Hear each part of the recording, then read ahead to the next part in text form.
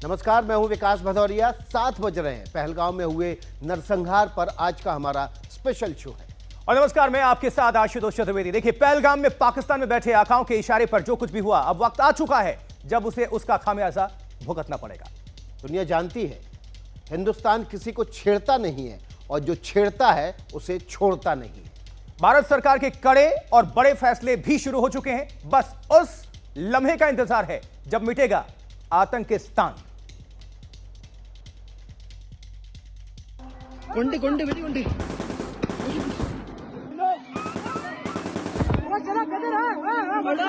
गुंडी गुंडी बेटी गुंडी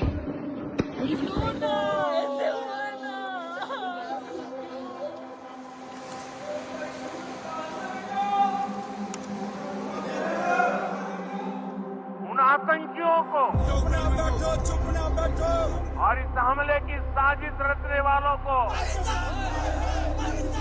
उनकी कल्पना से भी बड़ी सजा मिलेगी। आतंकवादियों और उनके आकाओं को उसकी सजा जरूर मिलेगी।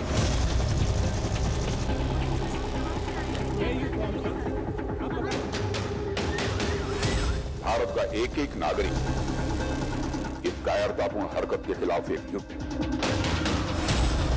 आपको तो बख्शा नहीं जाएगा।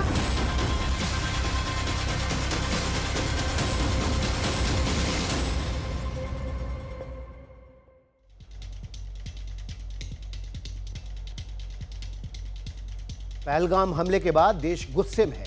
भारत सरकार गुस्से में है और देश के प्रधानमंत्री के तो तेवर देखने लायक है। इस हमले के बाद पहली बार प्रधानमंत्री नरेंद्र मोदी ने पाकिस्तान को सीधा सीधा मैसेज दिया है। देखिए रिपोर्ट। उन आतंकियों को और इस हमले की साजिश रचने वालों को उनकी कल्पना से भी बड़ी सजा मिलेगी। पहलगाम की जमीन पर जिन आतंकवादियों की गोलियों ने हिंदुस्तान का सीना छलनी किया, उसका अंजाम क्या होगा? पीएम मोदी का मैसेज क्लियर है। पाकिस्तानी हुक्मरानों के इशारे पर जिन आतंकियों ने हिंदुस्तान को दर्द पहुंचाया, पीएम मोदी का मैसेज क्लियर है। हमले के करीब 40 घंटे बाद पीएम ने बिहार की धरती से पाकिस्तान को उनकी चुनौती का जवाब दिया। अब आतंकियों की बची खुची जमीन को भी मिट्टी में मिलाने का समय आ गया है। अपने करीब 70 मिनट के भाषण में प्रधानमंत्री ने देश को भरोसा दिया कि अब वो होगा जिसके बारे में पाकिस्तान ने कभी सोचा भी नहीं होगा। पाकिस्तान को उसके कर्मों की सजा तो मिलकर रहेगी, क्योंकि ये बदलता हिंदुस्तान है और मोदी जो कहते हैं करते हैं। बिहार की धरती पर प्रधानमंत्री ने सार्वजनिक मंच पर हिंदी में भाषण दिया तो अंग्रेजी में भी खूब बोले। विदेशी मंच पर तो अंग्रेजी में भाषण ठीक है, लेकिन बिहार में सार्वजनिक मंच पर अंग्रेजी में मोदी के भाषण के आखिर क्या है मायने, इस रिपोर्ट से समझिए।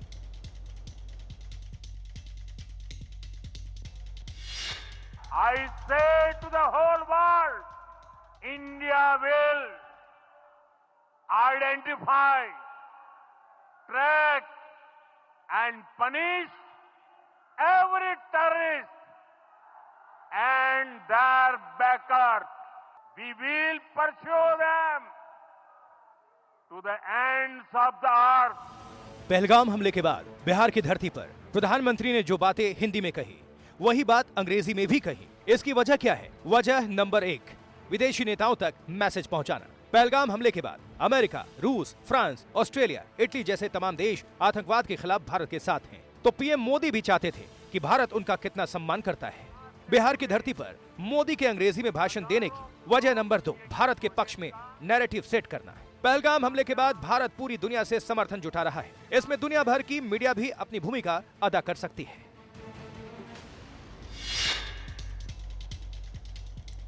वैसे हिंदुस्तान जो कहता है वो करता है। आतंक पर मोदी सरकार ने कब कब बड़ी स्ट्राइक की, कब कब आतंक परास्त पाकिस्तान को सरप्राइज देकर आतंकी हमलों का बदला लिया। आतंक पर कड़े प्रहार की भूमिका और पूरी टाइमलाइन हम आपको यहां पर दिखाते हैं। चलिए ग्राफिक्स के माध्यम से वो आपको समझाते हैं, क्योंकि जो ये टेरर है और उस पर स्ट्राइक की बारी है। टाइमलाइन अगर नजर डालें तो भारत जो कहता है वो करता है, दुनिया जानती है। अब देखिए जरा सिलसिलेवार से शुरू करें। अक्टूबर 2024 को गांदरबल के सोनमर्ग में टेरर अटैक हुआ और एक कंस्ट्रक्शन साइट पर हुए हमले में 7 बेगुनाह मार दिए गए। 2 महीने बाद हमले में शामिल आतंकी जुनैद अहमद भट्ट को सेना ने मार गिराया। अक्टूबर 2023 में इंस्पेक्टर वानी, आपको याद होंगे, वानी की गोली मारकर हत्या हो गई और नवंबर 2023 में लश्कर का उस्मान लश्करी ढेर हो गया। देखिए फरवरी 2019 में पुलवामा में सीआरपीएफ पर अटैक हुआ। एक सुसाइड बम्बर के जरिए जैश ने आतंकी हमला किया था। सीआरपीएफ के 40 जवान शहीद हुए थे। और ठीक 12 दिन बाद भारत ने एयर स्ट्राइक की। जैश ए मोहम्मद के 300 के आसपास के करीब आतंकवादियों को मौत की घाट उतार दिया भारत ने। और फरवरी 2018 में जैश आतंकियों ने सुजवा में आर्मी कैंप पर हमला बोला था। 6 जवान शहीद हो गए थे। ठीक 1 महीने बाद 5 मार्च को अवंतीपुरा में सेना ने जैश के आतंकी मुफ्ती वकस को जमीन से मिला दिया। और उसके बाद जुलाई 2017 अमरनाथ यात्रा, उस दौरान आतंकी हमला होता है। 7 श्रद्धालुओं को मौत की घाट उतार दिया जाता है। 14 सितंबर लश्कर के टॉप कमांडर अबू इस्माइल को मार गिराया और सितंबर 2016 में उरी पर अटैक हो गया और देश ने अपने 19 वीर जवान खोए थे। ठीक 11 दिन के बाद सेना ने सबसे बड़ी स्ट्राइक की। पाकिस्तान के घर में घुसकर आतंकवादियों की कब्र खोदी थी। तो यूं ही नहीं सब कुछ हुआ है। जो भारत कहता है वो करता है और हमेशा भी करता आया है। इस बार भी पहलगाम के हमले का बदला लिया जाएगा और इस बात की घोषणा खुद प्रधानमंत्री नरेंद्र मोदी ने कर दी है बिहार के मधुबनी में। और जैसे पाकिस्तान को उसके पहले के कर्मों की भारत ने सजा दी है, वैसे ही पहलगाम में किए गए उसके कर्मों की सजा भी उसको मिलेगी। तो पूरा देश इंतजार कर रहा है बदले की घड़ी। बदला कैसे, कब, कहां होगा, यह पूरा देश इस पर टकटकी लगाए बैठा है। और दुनिया भी जानती है भारत की शक्ति, कि भारत को किसी ने छेड़ा है तो भारत अब छोड़ेगा नहीं।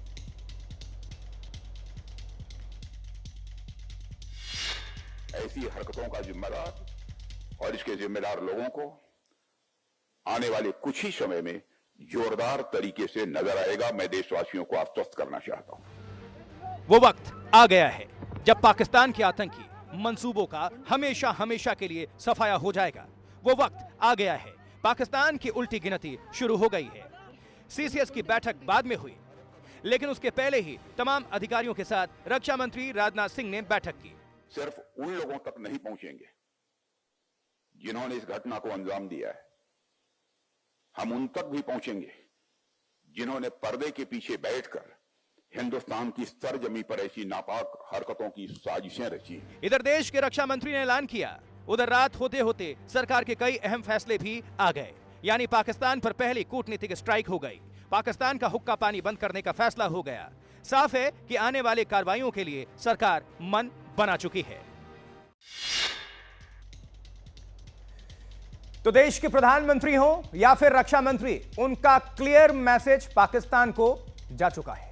उत्तर प्रदेश के मुख्यमंत्री योगी आदित्यनाथ ने भी अपने कड़क अंदाज में पाकिस्तान को कड़ा संदेश दे दिया है। इस रिपोर्ट में देखिए। ये वही योगी आदित्यनाथ हैं जिनके कड़क मिजाज से उत्तर प्रदेश में अपराध और अपराधी अंतिम सांस ले रहा है। ये वही योगी आदित्यनाथ हैं जिनके कड़क फैसलों से अपराधी थर थर कांपते हैं। कल इसकी शुरुआत, इसके ताबूत पर अंतिम कील ठोकने की शुरुआत हो चुकी है। पहलगाम हमले में कानपुर के शुभम द्विवेदी के मारे जाने के बाद उनके घर पहुंचे योगी आदित्यनाथ ने पाकिस्तान के कुकर्मों पर मीडिया से बात करके दो टूक कह डाला। ये घटना बताती है कि आतंकवाद अब अपनी अंतिम श्वास ले रहा है। वे जिस तरीके से वहां पर जो कृत्य उन आतंकवादियों ने किए हैं, आतंकवादियों और उनके आकाओं को उसकी सजा जरूर मिलेगी। पाकिस्तानी हुक्मरानों के इशारे पर पहलगाम में जो कुछ भी हुआ, यह तय है कि उसका अंतिम वक्त आ गया है, क्योंकि कानपुर के शुभम की मौत को ना तो यूपी भूलेगा और ना ही देश।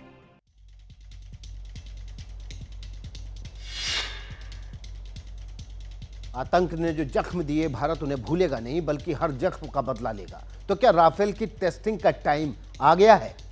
ऐसा इसलिए क्योंकि देश पहलगाम अटैक का बदला चाहता है और मांग पीओके लाने की भी हो रही है। विपक्ष भी बोल उठा है कि पीओके पर कब्जे का वक्त यही है।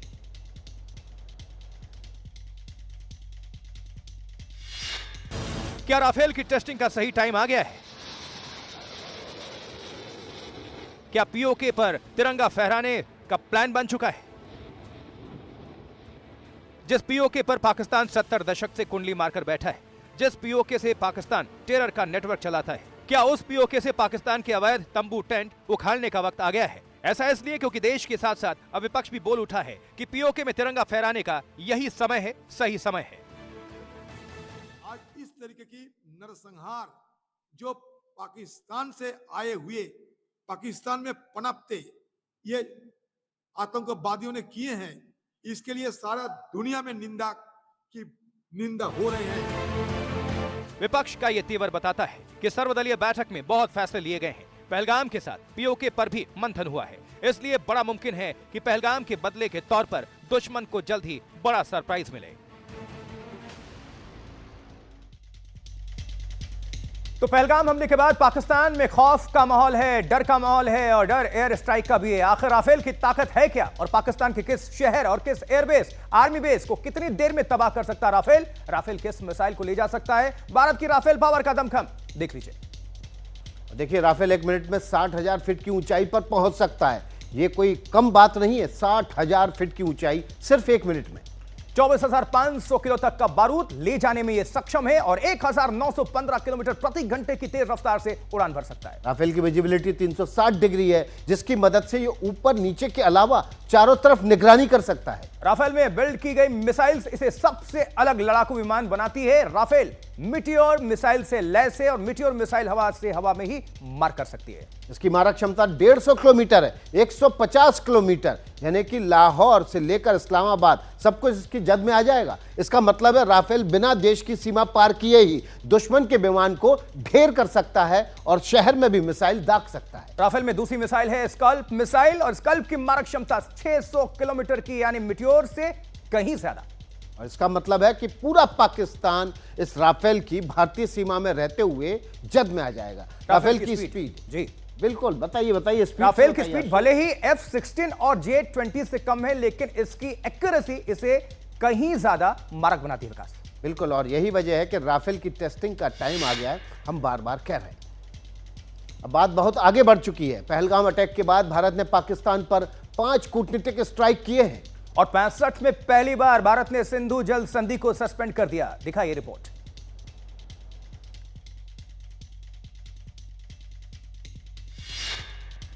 आतंक परस्त पाकिस्तान का हुक्का पहले ही बंद था, अब भारत ने पानी भी बंद कर दिया। 1960 की सिंधु जल संधि तत्काल प्रभाव से स्थगित कर दी गई। पाकिस्तान को क्लियर मैसेज दिया, संदेश ये कि खून और पानी एक साथ नहीं बह सकते। The Indus Waters Treaty of 1960 will be held in abeyance with immediate effect until Pakistan credibly and irrevocably abjures its support for cross-border terrorism. Bharat ने पड़ोसी धर्म निभाया, 65 साल में सिंधु जल संधि को कभी नहीं रोका। पाकिस्तान भारत में 4 बार जंग भी हुई, लेकिन भारत ने कभी भी पाकिस्तान का पानी बंद नहीं किया। अब आतंक का पानी सिर से ऊपर से बह रहा है। भारत के बार बार कहने पर भी पाकिस्तान ने अपने मुल्क में आतंकवादियों की परवरिश नहीं छोड़ी। हर बार भारत में आतंकी हमले के लिए पाकिस्तान जिम्मेदार होता है। इसलिए भारत ने पाकिस्तान का पानी बंद करके उस पर सबसे तगड़ी कूटनीतिक स्ट्राइक की।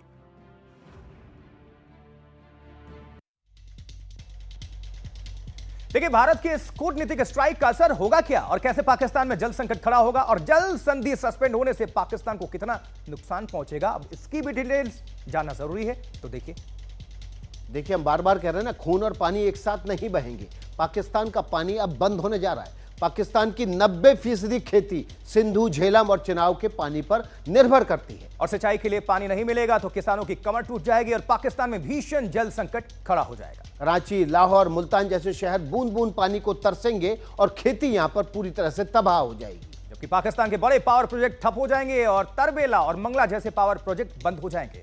पाकिस्तान के कई डैम और हाइड्रो पावर प्रोजेक्ट से बिजली बनती है और वो बिजली बनना बंद हो जाएगी तो पूरा पाकिस्तान अंधकार में डूब जाएगा। और पानी की कमी से बिजली उत्पादन में गिरावट आ सकती है, जिससे आर्थिक और औद्योगिक गतिविधियों पर पाकिस्तान में जबरदस्त असर पड़ेगा। अब ये जानिए, जो सिंधु जल संधि है वो है क्या, ये भी आपके सामने रख देते हैं। सिंधु जल संधि को समझिए। 19 सितंबर 1960 को भारत पाकिस्तान में जल संधि हुई और भारत पाकिस्तान के बीच 6 नदियों के पानी का बंटवारा हुआ और समझौता हुआ। जी, समझौते के तहत भारत को 3 पूर्वी नदियों रावी, व्यास और सतलुज का अधिकार मिला, जबकि पाकिस्तान को 3 पश्चिमी नदियों सिंधु, झेलम और चिनाब का इस्तेमाल करने की परमिशन दी गई थी। और यही वो जल संधि थी जिसकी वजह से पाकिस्तान को सिंधु, चिनाब और झेलम का पानी मिलता है।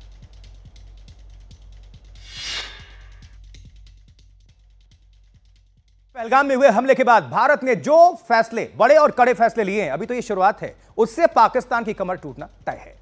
इन फैसलों में वीजा सर्विस भी है जो अब बंद हो चुकी है, यानी पाकिस्तान के लोगों को भारत का वीजा अब नहीं मिलेगा।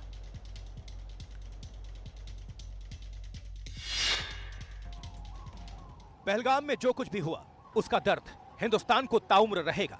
पहलगाम में पाकिस्तान ने जो दर्द दिया, हिंदुस्तान उसका बदला लेकर रहेगा।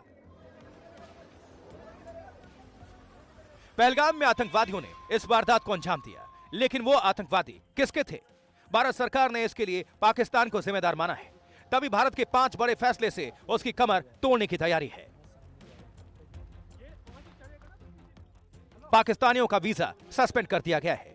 इतना ही नहीं, सार्क वीजा छूट योजना के जरिए भी पाकिस्तान के लोग अब भारत नहीं आ पाएंगे। यानी पहलगाम में पाकिस्तान के कुकर्मों की सजा आम नागरिकों को होगा। वो अब किसी भी हाल में भारत नहीं आ पाएंगे। वो अब अपने रिश्तेदारों से भी मिल नहीं पाएंगे। भारत के कड़े और बड़े फैसलों से जितना असर पाकिस्तान पर पड़ेगा, उतना ही असर हिंदुस्तान पर भी जरूर पड़ेगा। लेकिन भारत ने कसम खा ली है कि उसे किसी भी हाल में आतंक और आतंकवाद की कमर तोड़नी है। पहलगाम हमले के बाद भारत पाकिस्तान के रिश्तों पर भी असर दिखने लगा है। लेकिन आज दिल्ली में पाकिस्तानी उच्चायोग के बाहर की एक तस्वीर ने सबका ध्यान खींचा। आखिर मामला क्या है, जानना जरूरी है।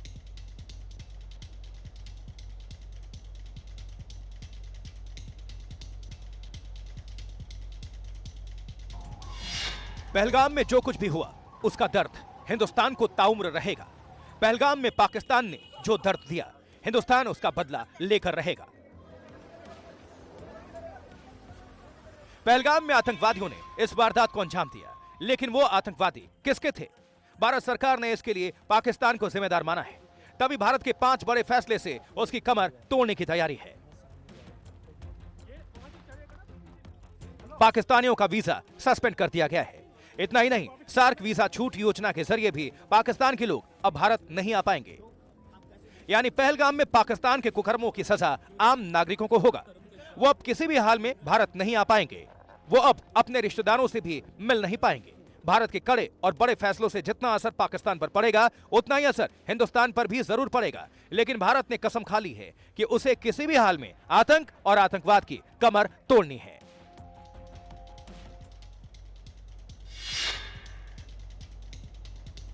पहलगाम के हमले के बाद भारत पाकिस्तान के रिश्तों पर असर दिखने लगा है। लेकिन आज दिल्ली में पाकिस्तानी उच्चायोग के बाहर की एक तस्वीर ने सबका ध्यान खींचा, जैसा कि आपको हमने बताया। चलिए इस पर डिटेल्स देखिए। पाकिस्तानी उच्चायोग में तैनात एक कर्मचारी केक लेकर अंदर जा रहा था। मीडिया ने इस बारे में उनसे बात करने की कोशिश की, लेकिन उसने कुछ नहीं बोला। What is this celebration for? Are you from Pak High Commission? Sir, are you from Pak High Commission? Are you from Pakistan High Commission? हर एक सवाल है सर, आप Pakistan Sir, where are you from, What sir? is this? What is this cake for? What is this cake for? खाली occasion बता दो। 28 लोग मरे, थोड़ा सा बताइए ना, दुख है इस बात का। पाकिस्तानी दूतावास में केक लेकर जाने को लेकर तमाम तरह के कयास लगाए जा रहे हैं। क्या पहलगाम हमले को लेकर पाकिस्तानी खुश हैं? सच्चाई चाहे जो भी हो, लेकिन पाकिस्तानी कर्मचारी का जवाब न देना कई सवाल खड़े करता है। पहलगाम हमले के बाद कल शाम हुई सुरक्षा मामलों की कैबिनेट कमेटी ने पाकिस्तान के खिलाफ कई कड़े कदम उठाए हैं। उच्चायोग में तैनात पाकिस्तान की तीनों सेनाओं के सलाहकारों को 1 हफ्ते में देश छोड़ने को कहा गया है। साथ ही 1 मई तक उच्चायोग में कर्मचारियों की कुल संख्या 55 से घटाकर 30 कर दी जाएगी।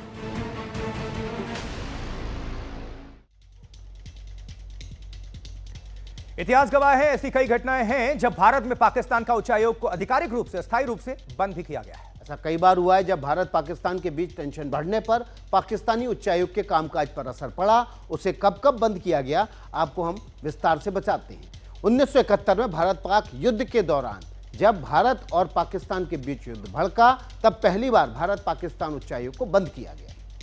जी हाँ, और देखिए बांग्लादेश का गठन हुआ था उस वक्त। उस समय दोनों देशों के बीच राजनयिक संबंध तोड़े गए थे और ये संबंध 1976 में जाकर बहाल हुए।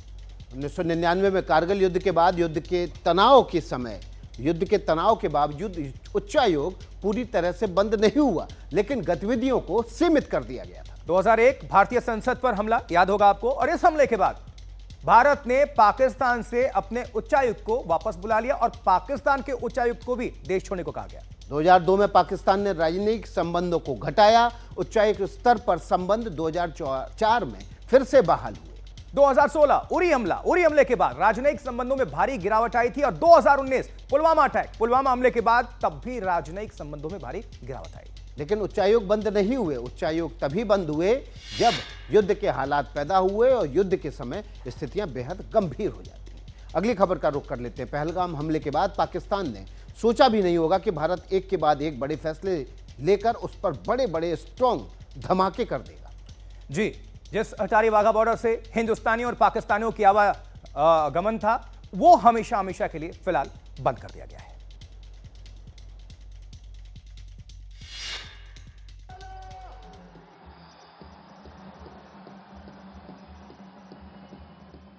ये वही अटारी वाघा बॉर्डर है जहां दोनों तरफ के सैनिक एक दूसरे को ऊंची किक मारकर कभी डराते हैं तो कभी घूरकर अपनी ताकत दिखाते हैं।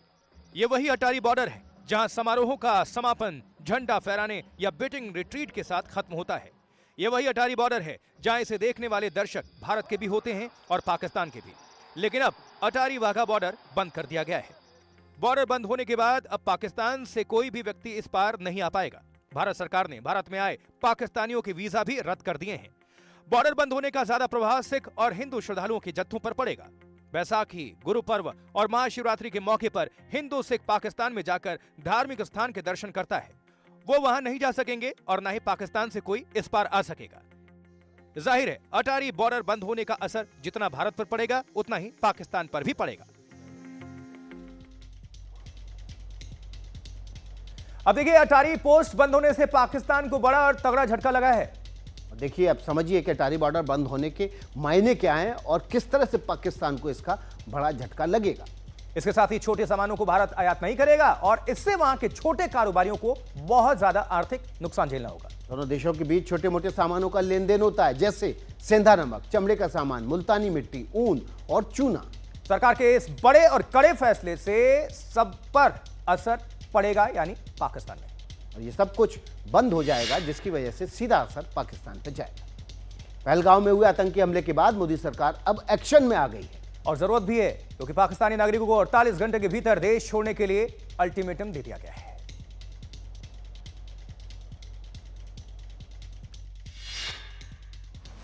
भारत सरकार की ओर से वीजा रद्द किए जाने के बाद बड़ी संख्या में पाकिस्तानी नागरिक अटारी वाघा बॉर्डर पहुंच रहे हैं ताकि वो अपने देश लौट सकें। बस कल आए थे, आज वापस जा रहे हैं। आपको पता है हालात की वजह से, तो हमने मुनासिब समझा है कि जो ऑर्डर है इस गवर्नमेंट का उसको वेल करना चाहिए। सुरक्षा मामलों की कैबिनेट कमेटी ने कल पाकिस्तान पर कड़ा प्रहार करते हुए सार्क वीजा छूट योजना को निलंबित कर दिया। इस वीजा के साथ कोई भी पाकिस्तानी अब भारत नहीं आ सकेगा। साथ ही पहले से जारी सभी वीजा रद्द माने जाएंगे। अटारी बॉर्डर को भी तत्काल प्रभाव से बंद कर दिया गया है। हालांकि वैध अनुमति के साथ जो लोग इस रास्ते भारत आए हैं वो 1 मई से पहले इसी रास्ते से वापस जा सकते हैं।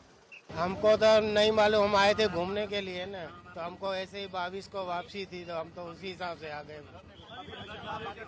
हाँ, पाकिस्तान के रहने वाले। अटारी वाघा सीमा भारत पाकिस्तान के बीच सीमित व्यापार का प्रमुख केंद्र है। इसे बंद करने से पाकिस्तान की पहले से कमजोर अर्थव्यवस्था पर और बोझ पड़ेगा। तो पहलगाम टेरर अटैक के बाद भारत एक्शन मोड में है और जरूरत भी है। देश में भी गुस्सा है, आक्रोश है। भारत ने पाकिस्तान के खिलाफ कड़े एक्शन लेने शुरू कर दिए हैं। और देखिए, इस बीच पाकिस्तान को जंग का खौफ सताने लगा है। खुद दुनिया को बता रहा है कि अगले 10 दिन में कुछ बड़ा होने वाला है। भारत ने पाकिस्तान पर ऐसी कूटनीतिक स्ट्राइक की है जिसकी मारक क्षमता से पाकिस्तान बिलबिला उठा है। रावलपिंडी से लेकर इस्लामाबाद तक मीटिंगों का दौर जारी है। पाकिस्तान का पानी बंद हुआ, अब शिमला समझौता रद्द करने पर मंथन हो रहा है। भारत के इस कूटनीतिक कदम से पाकिस्तान की हवाइयां उड़ी हैं। खौफ इतना है कि खुद पाकिस्तान के वजीर आजम भारत को गीदड़ भभकियां दे रहे हैं। भारत की कार्रवाई से बौखलाए पाकिस्तानी प्रधानमंत्री शहबाज शरीफ ने राष्ट्रीय सुरक्षा समिति की बैठक की है। शहबाज शरीफ ने कहा कि भारत की ओर से पानी रोके जाने को जंग जैसा माना जाएगा। पाकिस्तान के खौफ का एक और प्रमाण आया है। पाकिस्तान के पूर्व उच्चायुक्त अब्दुल बासित ने कहा है कि अगले 10 दिन में भारत कोई बड़ा कदम उठा सकता है। उधर भारत की स्ट्राइक के डर से पाकिस्तानी आर्मी में खलबली मची है।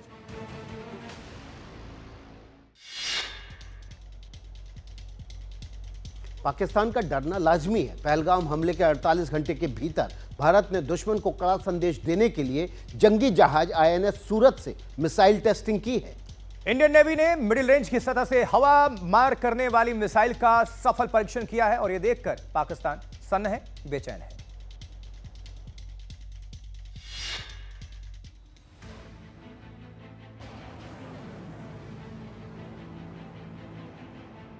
ये न्यू इंडिया की पावर का लेटेस्ट ट्रेलर है।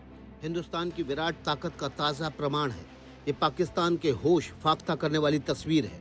जब पाकिस्तान के खिलाफ भारत कड़े एक्शन ले रहा है, ठीक उसी समय भारत की सैन्य तैयारियों की नई तस्वीर रिलीज हुई है, जिसे देखकर पाकिस्तान का कलेजा कांप रहा है।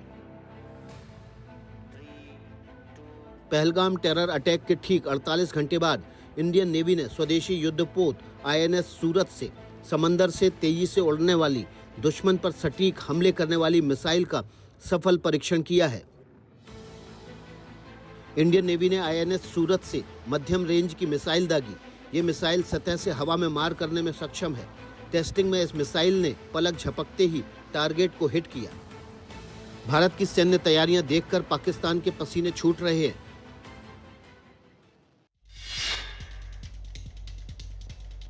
आतंकी आकाओं को कश्मीर की तरक्की चुभती है। पहलगाम अटैक इसी बौखलाहट का नतीजा है। लाल चौक से कश्मीर ने जो मैसेज दिया है वो पाकिस्तान को जरूर सुनना चाहिए।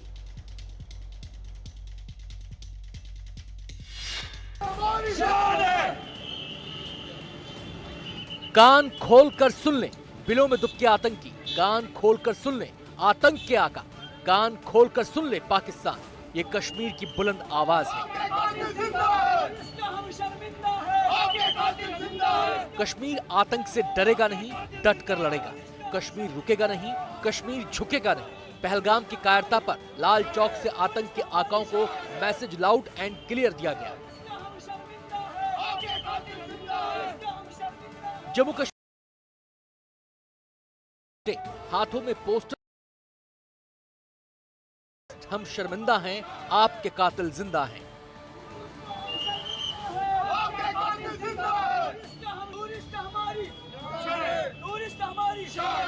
तरक्की पसंद कश्मीर आतंक का सर्वनाश चाहता है। पर्यटक कश्मीर की शान है, इसी पर पूरे कश्मीर को गुमान है।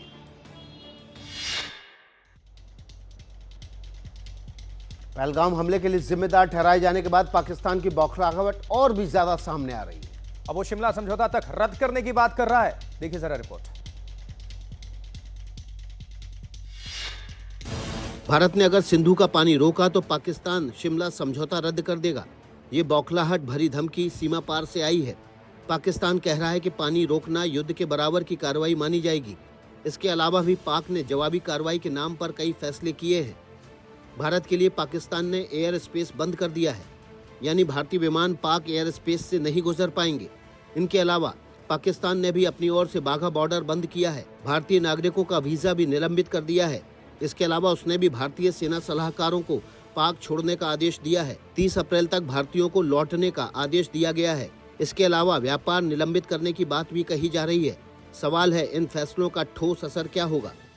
साफ है कि पाकिस्तान ये दिखाने की कोशिश में है कि वो भारत के दबाव में नहीं है, लेकिन दहशतगर्दी के निर्यात का उसका रिकॉर्ड इतना बुरा है कि कोई न उस पर यकीन करने को तैयार होगा, न उसकी मदद करने को।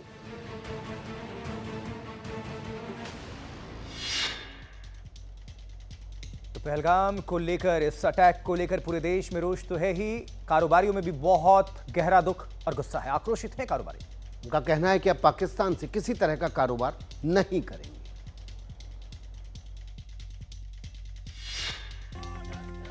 पहलगाम हमले की सजा, पाकिस्तान के साथ कारोबार भी बंद। ये फैसला भारतीय कारोबारियों का है। ऑल इंडिया ट्रेडर्स एसोसिएशन के महासचिव और बीजेपी सांसद प्रवीण खंडेलवाल का कहना है, पाकिस्तान से ना कुछ खरीदेंगे ना उसे कुछ बेचेंगे। देश भर के व्यापारियों ने ये निर्णय लिया है कि अब पाकिस्तान के साथ ना तो कोई वो सामान देंगे और ना पाकिस्तान से कोई सामान लेंगे। भारत और पाकिस्तान के बीच साझा कारोबार सालाना 260 करोड़ डॉलर का है, यानी 22,000 करोड़ रुपए से कुछ ऊपर का। इसमें 18,000 करोड़ का भारत निर्यात करता है, जबकि पाकिस्तान से करीब 4,000 करोड़ का सामान आता है। 2100 मिलियन डॉलर का हम उन्हें एक्सपोर्ट करते हैं, जिसके बदले में लगभग 500 मिलियन डॉलर का पाकिस्तान से इंपोर्ट होता है। लेकिन अब ये पूरी तरीके से बंद हो जाएगा। कारोबारियों ने यह भी तय किया है कि किसी तीसरे देश के जरिए भी वो पाकिस्तान के साथ कोई कारोबार नहीं करेंगे।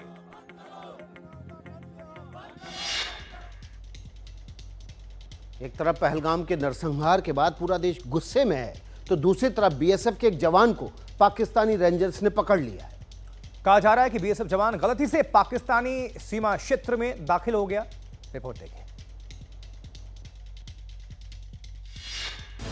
यह तस्वीर बीएसएफ के उस जवान की है जो अब पाकिस्तानी रेंजर्स के कब्जे में है, लेकिन अब पाकिस्तान बीएसएफ जवान को छोड़ने से इनकार कर रहा है।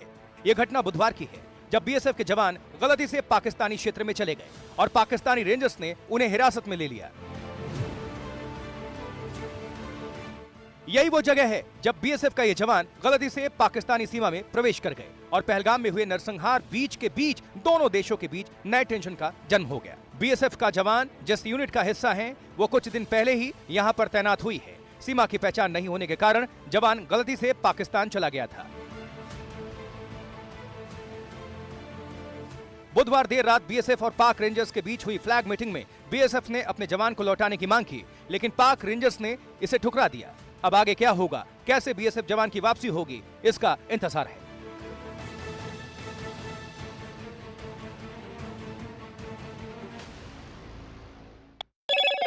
Hello, Moto.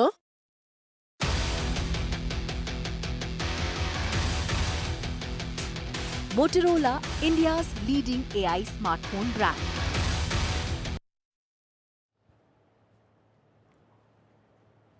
और न्यूज हेडक्वार्टर में आगे बढ़े उसके पहले नजर डाल लेते हैं मोटोरोला प्रेजेंट्स हेडलाइंस पर।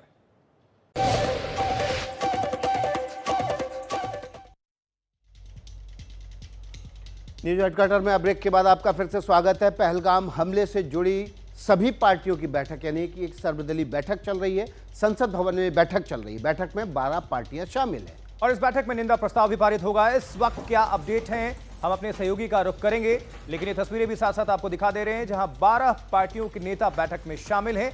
विपक्ष इसमें शामिल है और सबकी राय इस विषय पर एक ही है। बिल्कुल। और देखिए, इस बैठक में सबसे पहले जब बैठक की शुरुआत हुई तो 1 मिनट का मौन रखा गया और वो उन दलों को बुलाया गया जिनके 5 या 5 से ज़्यादा सांसद हैं। इस तरह की 12 पार्टियां यहाँ पर मौजूद हैं। सरकार की तरफ से बाकायदा ब्रीफ किया गया। इस हमले की, पहलगाम हमले की जानकारी दी गई है।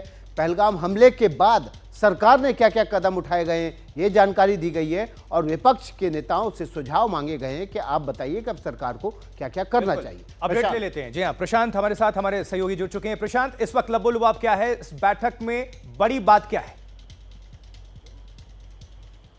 जी देखिए, बैठक करीब 1.25 घंटे से चल रही है और अभी विकास ने कहा कि शुरुआत में ही मौन रखा गया। जो लोग मारे गए हैं इस हमले में, आतंकवादी हमले में, उनके प्रति संवेदना जताते हुए, श्रद्धांजलि देते हुए 2 मिनट का मौन रखा गया। उसके बाद सरकार की तरफ से प्रेजेंटेशन दिया गया है। एक तो जो पूरी घटना हुई है उस पूरी घटना की जानकारी दी गई। उसके बाद आतंकवादियों को पकड़ने के लिए या उसके बाद जो भी कार्रवाई की जा रही है सुरक्षा एजेंसियों की तरफ से, उसके बारे में भी जानकारी दी गई। और अब तक जो कूटनीतिक फैसले हुए हैं उसके बारे में विदेश मंत्री एस जयशंकर ने एक प्रेजेंटेशन के जरिए जानकारी दी है। उसके बाद सभी दलों को बोलने का मौका दिया गया है। 12 पार्टियां हैं तो सबको थोड़ी थोड़ी देर बोलने का मौका दिया जा रहा है, उनसे उनकी राय मांगी जा रही है। हालांकि कांग्रेस की तरफ से, चूंकि दोनों सदनों में विपक्ष के नेता कांग्रेस का ही है, तो कांग्रेस के 2 नेता मौजूद हैं। कांग्रेस ने ये साफ किया था दिन में कि वो सुरक्षा में चूक और इंटेलिजेंस फेलियर का मसला उठाएंगे। तो जाहिर है इस बैठक में संभवतः उन्होंने ये मामला उठाया होगा। हालांकि कांग्रेस का ये ज़रूर कहना था कि इस पर वो सरकार के साथ है, जो भी सरकार कदम उठाएगी उसके साथ है। तो अंत में एक रिजोल्यूशन भी पारित किया जाएगा और उस पर देखना होगा कि क्या शब्दावली इस्तेमाल की जाती है, इसकी निंदा की जाएगी, इस जो जघन्य अपराध किया गया है, और इसके साथ एकजुटता का संदेश देने की कोशिश की जाएगी विकास, कि किस तरीके से आतंकवाद के मुद्दे पर पूरा देश एक साथ है और सरकार के कदम के साथ है। बिल्कुल, और बहुत बहुत शुक्रिया प्रशांत आपका। तो इस खबर से जुड़ा हुआ जो भी अपडेट होगा प्रशांत के जरिए सबसे पहले आप एनडीटीवी पर हासिल करेंगे। अगली खबर का रुख कर लेते हैं। अगली खबर ईडी से जुड़ी हुई है। ईडी ने पूर्व मंत्री महेश जोशी को गिरफ्तार कर लिया है। देखिए, पूछताछ के बाद महेश जोशी को गिरफ्तार किया गया है। जल जीवन मिशन से जुड़े मामले में आज हुई थी पूछताछ और एनफोर्समेंट डायरेक्टोरेट के समन के बाद जयपुर दफ्तर पहुंचे थे जोशी और वहां गिरफ्तार कर लिया गया। पूछताछ के बाद महेश जोशी को, ये बड़ी खबर, ब्रेकिंग न्यूज। देखिए, अशोक गहलोत की सरकार में महेश जोशी मंत्री थे और महेश जोशी को ईडी ने गिरफ्तार कर लिया है। ईडी ने पूर्व मंत्री महेश जोशी को जल जीवन मिशन में घोटाले की मामले में पूछताछ के लिए बुलाया था। इसी मामले में आज वो जयपुर दफ्तर ईडी के पहुंचे थे, जहां पर उनको अब ईडी ने गिरफ्तार कर लिया है। तो मुश्किल में महेश जोशी, और महेश जोशी जब मुश्किल में है तो निश्चित तौर पर ईडी इनसे तमाम सवाल जवाब करेगी, विकास और तह तक जाने की कोशिश करेगी और जो तथ्य हैं यानी कि जो किंग पिन और जो नेक्सस होगा वो भी हो सकता है कि नाम कुछ और भी सामने आए। बिल्कुल, जल जीवन मिशन से जुड़े मामले में आज उनको पूछताछ के लिए बुलाया गया था। ईडी दफ्तर जयपुर में ये पूछताछ चल रही थी। पूछताछ के दौरान ही उनको अब गिरफ्तार कर लिया गया है। तो ईडी ने पूर्व मंत्री महेश जोशी को गिरफ्तार किया है। ये इस वक्त की बड़ी खबर। पूछताछ के बाद महेश जोशी को गिरफ्तार किया गया, उनको समन भेजा गया था प्रवर्तन निदेशालय की तरफ से और जब पहुंचे उसके बाद गिरफ्तार, और ये तस्वीरें भी साथ साथ आपको दिखा रहे हैं।